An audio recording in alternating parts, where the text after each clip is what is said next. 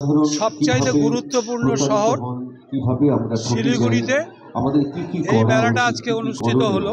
শিলিগুড়িতে শুরু হলো ক্রেতা সুরক্ষা মেলা। মেলার আনুষ্ঠানিকভাবে উদ্বোধন করলেন মন্ত্রী বিপ্লব মিত্র, উত্তরবঙ্গ উন্নয়ন দপ্তরের মন্ত্রী উদয়ন গুহ, শিলিগুড়ির মেয়র গৌতম দেব, ডেপুটি মেয়র রঞ্জন সরকার সহ অন্যান্যরা।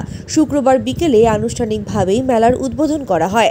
শিলিগুড়িতে প্রথমবার এই মেলার আয়োজন করা হয়েছে বলে জানা যায়।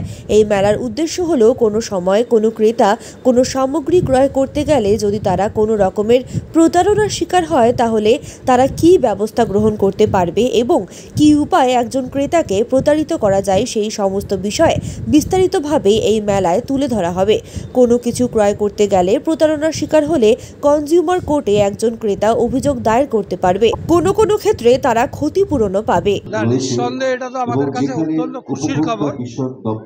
আমাদের উত্তরবঙ্গের সবচাইতে গুরুত্বপূর্ণ শহর শিলিগুড়িতে এই মেলাটা আজকে অনুষ্ঠিত হলো। আজকে শুভারম্ভ হলো, কারণ 3 দিন চলবে।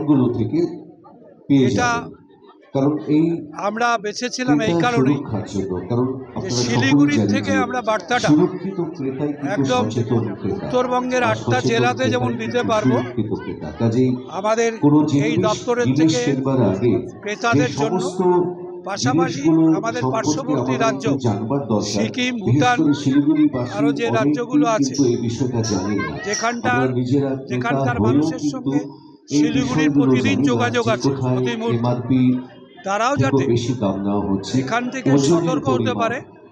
সেই জন্যই শিলিগুড়ি শহরে এই মেলাটার গুরুত্ব একটা অপরিসীম জায়গায় পৌঁছে গেছে। আমাদের চেষ্টাটা আছে যে যাতে এই ক্রেতাদের যে কোনো মূল্যে আমরা যাতে বিভিন্নভাবে তাদের সুরক্ষিত রাখতে পারি।